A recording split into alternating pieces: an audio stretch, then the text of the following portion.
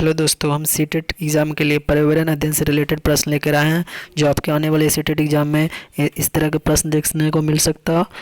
और आप इससे जहाँ भी पर्यावरण अध्ययन से रिलेटेड प्रश्न आएगा वहाँ पर आप इस तरह के प्रश्न देख सकते हैं। तो पहला देखते हैं प्रश्न क्या है।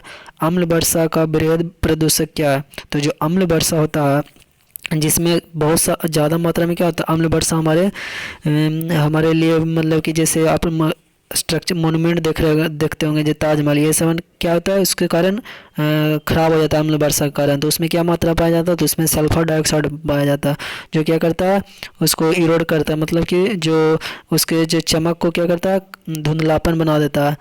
तो ये अम्ल वर्षा में सबसे ज़्यादा क्या पाया जाता है, तो सल्फर डाइऑक्साइड पाया जाता है। ये काफ़ी इंपॉर्टेंट है। अगला प्रश्न है वायु प्रदूषण का कारण क्या है। तो वायु प्रदूषण का मुख्य कारण है धुआं। क्या है धुआं, जो फैक्ट्री से निकलने वाली विभिन्न प्रकार के धुआं होती है, कल कारखानों से निकलने वाले, ये बहुत बड़ा कारक है। अगला प्रश्न है कि भारत में प्रथम बायोगैस संयंत्र कहाँ स्थापित किया गया था। तो प्रथम बायोगैस, जो बायोगैस क्या होता है, तो गाय का जो गोबर होता है उससे बिजली उत्पन्न किया जाता है। तो ये सबसे पहले क्या कहाँ किया गया था, तो दिल्ली में किया गया था इसका स्थापना। अगला प्रश्न है कि सीएनजी का पूरा नाम क्या है। तो सीएनजी जानते हैं कि कंप्रेस्ड नेचुरल गैस होता है जो क्या करता है प्रेशर के साथ उसमें भरा जाता है सिलेंडर टाइप नियत।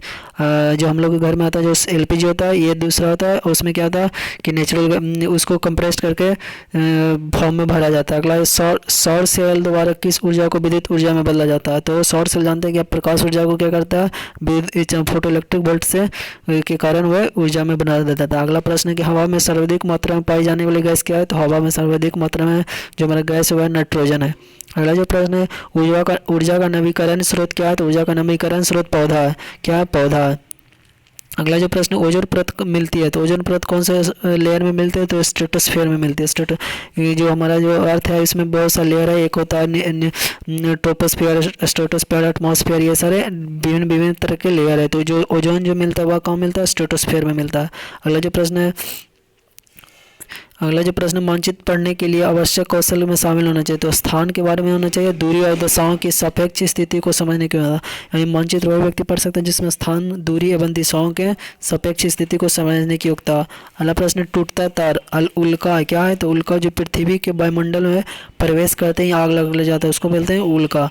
ये बहुत दिनों पर हमें दिखाई मतलब कि हमें डेली इस तरह के घटना नहीं दिखाई देता, कभी कभी आप सुनते होंगे पुराने जमाने के व्यक्ति से। तो अगला जो प्रश्न है बिहार राज्य में स्थित भारत का सबसे लंबा सड़क पुल कौन है। तो यह महात्मा गांधी सेतु पुल है जो हाजीपुर के जोड़ता है। अगला प्रश्न लंदन धूम पाया जाता है। तो कहाँ पाया जाता है। तो शीतकाल में सुबह के समय लंदन धूम्र पाया जाता है। अगला प्रश्न वातावरण में अत्यधिक हानिकारक सल्फर मिश्रित गैस है। तो क्या है, SO2 है। अगला प्रश्न वायु प्रदूषण को कम किया जा सकता है। तो कैसे किया जा सकता है। तो वृक्षों द्वारा। जानते हैं कि वृक्ष वायु प्रदूषण को कम करता है क्योंकि वह CO2 ऑब्जर्व करता है। अगला प्रश्न सीएनजी संक्षिप्त रूप से क्या है। तो कंप्रेस्ड नेचुरल गैस है सीएनजी। अगला सीएनजी संक्षिप्त रूप में क्या है। तो लिक्विफाइड पेट्रोलियम गैस का लिक्विड में उसको प्रेशर करके डाल दिया जाता है। अगला जो प्रश्न है कि बायोडीजल तैयार किया जाता है। तो कैसे किया जाता है। तो जेट ऑफ वास है। कैसे, जेट ऑफ वास है। अगला प्रश्न माउंट एवरेस्ट एक भाग है किसका। तो नेपाल का। जानते हैं कि नेपाल में माउंट एवरेस्ट है। अगला प्रश्न जो ऊर्जा का अप्रदूषकीय स्रोत क्या है। तो सौर ऊर्जा है। जिस सौर ऊर्जा से क्या होता है किसी प्रकार का दूषित वातावरण में नहीं होता है। अगला जो प्रश्न हमारे देश में कौन सा ठंडा रेगिस्तान है। तो लद्दाख है।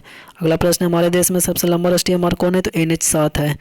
अगला जो प्रश्न है हमारे देश में आगमन के लिए सबसे अधिक ऊंचाई पर स्थित राजमार्ग कौन है। तो मनाली लेह राजमार्ग। अगला प्रश्न है भारत की पहली ट्रेन कहाँ से कहाँ तक हुई थी। तो मुंबई से थाने के बीच चली थी, तो आप लोग जानते होंगे। अगला प्रश्न है रेल परिवहन के लिए सबसे लंबा प्लेटफॉर्म कहाँ है। तो गोरखपुर में। यहाँ बहुत बड़ा लंबा प्लेटफॉर्म है जो यूपी में है। अगला प्रश्न है भारत में मेट्रो रेल की शुरुआत कहाँ हुई थी। यह कोलकाता में हुई थी सबसे पहले। अगला अभी तो दिल्ली में भी चल रही है। अगला कोणार्क रेलवे कहाँ है। तो रोह से मंगलुरु तक कोणार्क रेलवे।